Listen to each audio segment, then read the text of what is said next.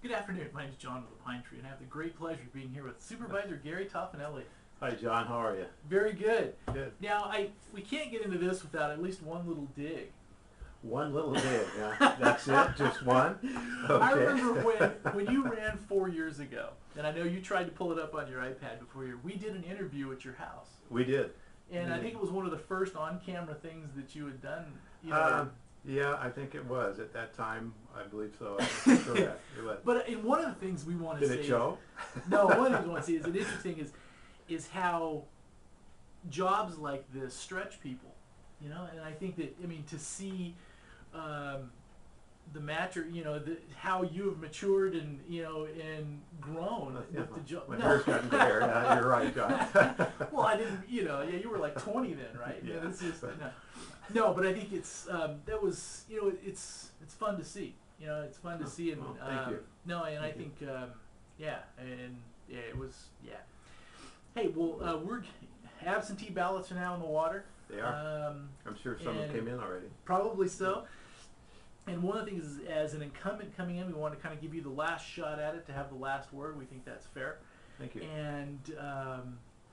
And one of the things is we want to say thank you for running. I know to people who at home, if you're not seeing this, I mean, the decision to run for a public office, the decision to serve as a public official, is not for the faint of heart. And I think unless you've done it, I mean, sometimes it's easy to take pot shots from the sidelines, but the commitment and the intrusion on your family time and everything else is significant. And I think we should thank all of those that are running and serving. So Thank you, John. thank you. Thank you. All right. Yeah. So here we are, 4 years down the road. 4 years down the road. Yes, from that first interview, and there's quite a bit happened in 4 years. As we've traveled down that road with the county, the first 3 years of my tenure here, with the budget, we had budget cuts every single year. I think this is the first budget that we're going into that we forecast at least a status quo. And the departments are being asked to give a budget where everything stays exactly where it's at this past year. And then they're being also asked, for the first time since I've been on the board, to put together on the side a wish list of what they would like to see. Right. If we have more money coming in, or we have more money at the end of the budget, that we can start dishing out to some of these departments. So not just a draconian list, and not quite so draconian list, huh? So it's actually on the other side, which is good. Yeah, it's the first time, in 4 years. So I'm looking forward to the budget hearings coming up in mid-June. I think it's a very positive thing. We're looking at other counties that are looking to cut funds or cut things to meet a budget deficit. And here in Calaveras County are looking to possibly move forward and go give out more to the departments. I think you have to see that. That's a win. I mean, because that is a win. That's, I mean, with some of the, and I saw the headline yesterday that the city of Oakdale may be so I think that's definitely a win. We are fiscally solvent here. I think it has to do with the measures that this board has taken over the last 3 years, and being really fiscally responsible for the budget. It hasn't been easy, but we've accomplished a great deal. Yeah. I'm very proud of that. Yeah, as well you should be. I think that's because those aren't always easy, to keep, and going forward on that. Now, going forward now that the ship has been stabilized somewhat, as far as the well, it has, and we say that kind of precariously because we don't know what the state is going to do. They're forecasting that, what was it, $21.8 billion deficit going forward. So, we're still waiting to hear what the governor's proposal is to bridge that gap. So, which in essence has, over the last few years, has turned the budgeting process from a once or twice a year thing to almost like a constant. What's going to happen? What's going to happen? Yeah, exactly right. What's going to happen? What are they going to do? Are they going to try and take some of our property taxes? Are they going to try and keep more of our sales tax? What is it that they're going to do to bridge their gap? Since we're a subsidiary of the state, we are part of it, so they can come in and they can borrow money legally and take money and pay us back at a later date. So there's a lot of things that can happen. With the redistricting, Yes. Now, is it safe to say that it's probably affected your district some of the least? I mean, as far as how do you say it comes? Well, it has reduced the size Okay. of my district. I've lost some going towards Angels Camp. Calabaritas used to be in my district. It's no longer in my district. It actually, because of the law that stated that you had to use the census blocks, I've lost part of La Contenta, and I used to have entirely La Contenta, but because of the way the blocks were and we had to divvy up population-wise, I now go down Vista del Lago, and on the south side of Vista del Lago is District 5, and on the north side is District 1, and so there is parts of La Contenta on that south side of Vista del Lago. I've also lost parts of, I used to go all the way over to Highway 26 down Burson Road and heading west and south to Highway 26. I basically lost that section. It's basically Southworth Road all the way to Burson Road, and on the south side of Southworth is now District 5, and the north is still in District 1. Okay. So I haven't lost a great deal of area, but I did lose. Yeah. The major growth as far as the western county in our area would be the shrinking of District 5. It used to include Copper. Right. That now is basically mostly Rancho Calaveras. And I think for most people's eyes, maybe correct, it does make the supervisorial districts a little more logical, because I mean, for lack of a better. It does when you look, especially in District 4. It includes the Highway 4 corridor now. Mm-hmm. It was very difficult representing that district with Rancho and then 45 minutes back to Copper. Yeah. So, and very little in between, but there is some with Jenny Lynn there and going out Milton Road, but it's quite a drive. If constituents send you back for another 4 years, what would you like to see happen? I mean, what would you like to see the next 4 years? Well, I would like to see, and one of the reasons I decided to run again is I'm actively involved through the board has appointed me to go through change orders on the jail here. I would really like to see that through, really like to see the jail completed. I'm very active in change orders involved there and trying to keep them to a minimum. My background obviously is construction, Right. so Right. I know that end of it. So you didn't bid on it though? No, not bid on it. No. As a matter of fact, by law, I really couldn't I understand. I would understand. bid on it.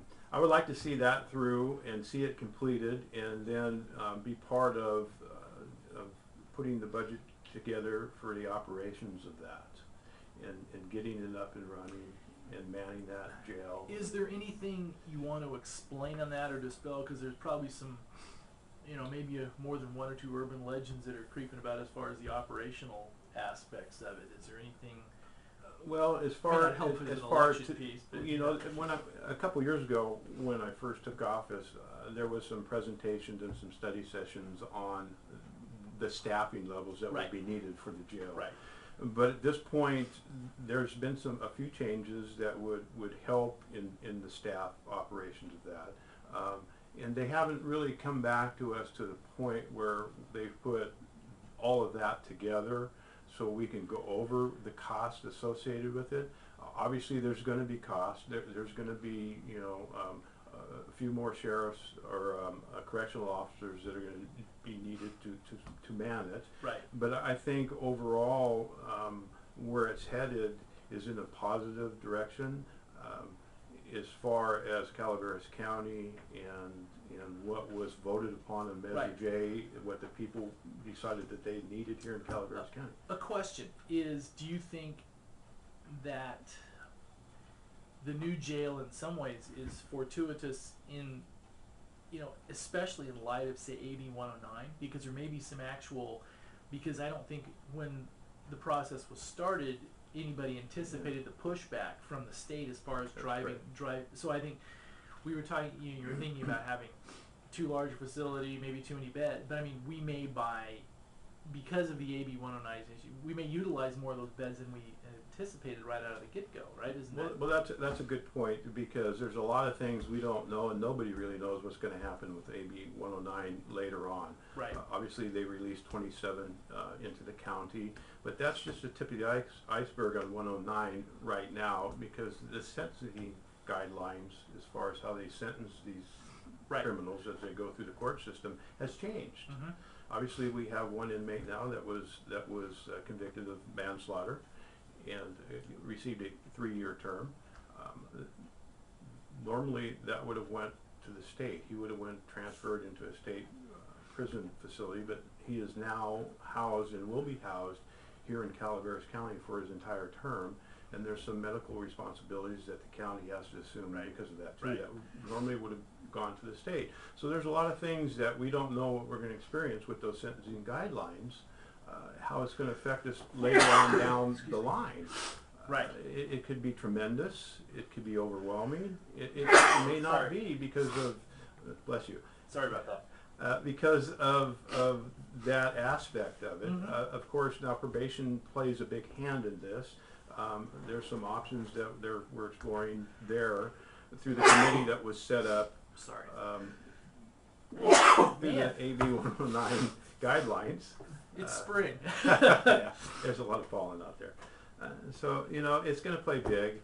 What's ultimately going to happen, nobody really knows at this time, but there's a lot of things that could happen from that. Yeah. So. Yeah.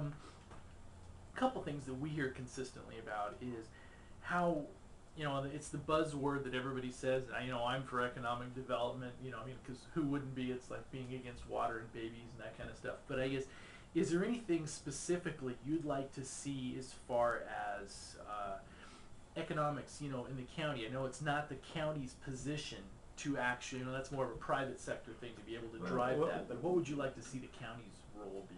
Well, it is. People, all of these commercial areas or industrial areas or manufacturing areas within the county are all private property owners. Right. It's up to them, as it is in any other county, to come forward with a project that they'd like to see on their property that they have a vision for. I think Mr. Coe is one of them that has great visions for his property. And I think it's a government role, in my role, and I've done this several times here, even recently, is to help these people get through what they need to get through to realize their vision. Right. I'll point out one instance that I helped walk through some of the problems we had. There was Ken and Leanne down on Highway 12 near Wallace, Floors to Go. They have a large olive orchard, and he had a vision of purchasing an Italian olive pressing machine, so he could press his own olives, and he could press local olive growers olives too, right here in Calaveras County, and put the Calaveras grown label on it. Yes. California pressed, Calaveras pressed, instead of them having to take us down to the nearest one, which is in Modesto, to have it done. Obviously, there was some, it came from Italy, and there was some problems as far as the building department didn't have any idea about it, all the pressing machine and what it took. Right. Well, they came to me, and I walked everybody through the whole thing, and they got the pressing machine in place in time to press this year. Nice. And hired people. Nice. And it's now operational, and he has other olive growers coming to him, and they look like they're going to be well on the way to realizing what they wanted to do. And that's just one thing that you, as a supervisor, when somebody comes with a project, that in my position, it's my vision, that's what I need to do, that's what needs to be done, because it is sometimes difficult to get through without a helping hand to get to the point where... A question, yeah, and kind of on the same vein, I know prior to 4 years ago especially, and I think it's been better as of late, but one of the things that we heard from developers, from the business community and stuff, is that they would get an inconsistent message from the county, or they would get a project started, but then the wheels would come off in the middle of it Yeah. or something, you know, and I guess. I'll address that a little bit because, Yeah. as you know, when I first came on in 2009, there was a CDA, Right. and there was remnants on the CDA, Yes. basically. Yes. And I think the biggest, More like the biggest refuge. refuge. Sorry.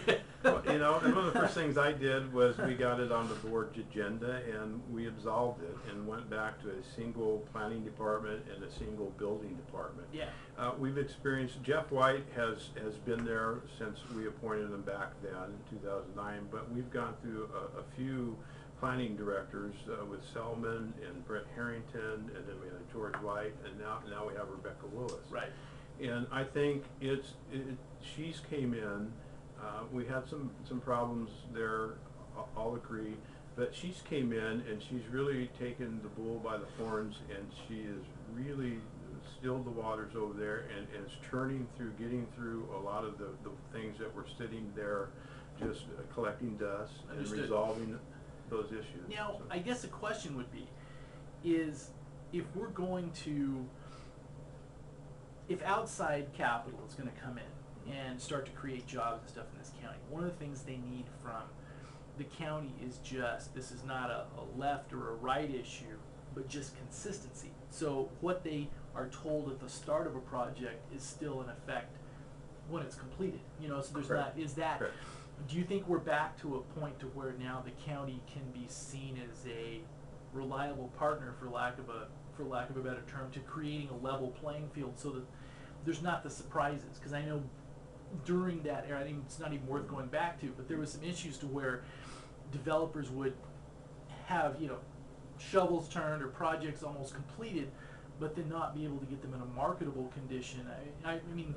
I believe we are. Okay, good. I believe we are leveling out. We are getting the players in place, and they are in place right now. And they've been in place. They're feeling comfortable. I think they've got their policies in place, Right. and building and planning, and we will see a much smoother route taken. Which is huge. It is huge. Because It that is means very that huge. now then realistically people would feel safe to start or initiate projects in this county with an expectation that they can get them finished. Yes, absolutely. I think that's part of all of the economic thing together. Mhm. I think we need to have somebody, in my opinion, full-time like they have in Amador County or in Stanislaus County, that actively pursues businesses and offers them to us, or to them, offers what Calaveras County has to those people looking Right. to either expand or move for a better place or what Yeah. have you. And that's their job. They do it 40 hours a week, and that they get paid to do that. I think that's one things we need to do as all of these things move into place that shows that Calaveras County is serious Right. about our developments here and our economic developments in all of our strategies. Now your district is, as opposed to 4 or 3 along more the tourism corridor, your district is actually positioned well for quote unquote real businesses, right? I mean, Correct. and I mean, if you're going to bring traditional economic development for light manufacturing, you know, that type of stuff, that, you know, that your district would primarily, you know, be as the, not the prime or the only, but as the good target for those, right? Isn't it? It would. We have, along that corridor, we have commercial and industrial property, and at Mr. Coe's property going up Yeah. Paloma Road is 700 acre zone for industrial. Mhm. He has some major plans there. The local utilities district, he's working with to move out there. They've already moved a well out towards there down Paloma Road. He's looking to set them up with some property to put in a waste treatment plant, which would beckon for the infrastructure going out Right. there Right. to his property, Yeah. which would open up that for not only industrial but manufacturing. Right. And Right. a lot of other things. Right. You know, he's still pursuing a college out there. We still have meetings about it, and we still talk about it. I think that's another development that really needs to be done in Calaveras County, and we're, again, like I say, we're still pursuing that. But we need to have an institution here for higher learning to to educate our young people, or even you know, people, that everyday working people, to upgrade, or even to maintain their jobs, because a lot of the professional jobs require that you have training or updated training. Right. Well, so. even if we look at sales tax leakage, for lack of a better, because now if people are driving down to Delta, or they're going to Columbia, I mean, by necessity, when you leave the county line, you're probably going to consume some goods and services while you're down Most people there, right? do. Most people do. Yeah. If they're going to into Stockton for any reason, they tend to shop down there. That's absolutely true. I won't deny that. I think primarily a lot of it in the western end of the county. As you go towards the eastern part, southeast, people go into Sonora. Yeah. So, you know, Columbia College down that way. So it's a fact. If we had something here, if we had something here, Yeah. you know, we're commercial coming up the Highway 26 corridor, but again, those property owners, it's their private property. Yep. I've had some conversations with them, but I you know, on their plans and what their visions are. Yeah. But again, you know, over the last 3 or 4 years since I've been on this board, we have really, the whole nation as a whole has experienced a real spiral downward in economics. Yeah. Throughout the world, Oh, as yeah. a matter of fact. So it's, Yeah. I don't, you know, expanding businesses is just starting back again, and it just. Well, at least now we're having the conversation again. 2 years we wouldn't have been having That's correct. that conversation in some way. Correct. I guess as we as we kind of wind the thing up, if somebody's ready to mark that ballot, you know, what are some of the points you'd like them to consider? Well, yeah, I've tried to represent with my district and the county as a whole, not just my district, because a lot of issues when it comes before us, it affects the whole county as a whole. Right. And I've tried to use my common sense when I look at an issue. I try and do my homework and explore everything that needs to be explored on an issue when it comes before us, so I can use that common sense and apply it to that. I think that's part of this job. You have to know there's so many departments here, there's so many different aspects of this job that you have come before you. Every Tuesday or every other Tuesday now, I would like to see it go back to every Tuesday. But you need to do this job well. You need to take time to research the issues that come before you every Tuesday. And I do that. That's my job. That's the only way I know how to work. I went in construction my whole life, even today, just work hard. I try to represent everybody the same. I feel I do. I represent low income, high income, right wing, left wing, and everybody in between. It's a nonpartisan position. And when I look at things, I try and look at them as everybody as a whole, and the county as a whole. So, you know, if you're looking to vote for somebody that respects the people he works for, I would appreciate your vote. Very nice. Thank you very much. Welcome. Thank you. Thank you, John.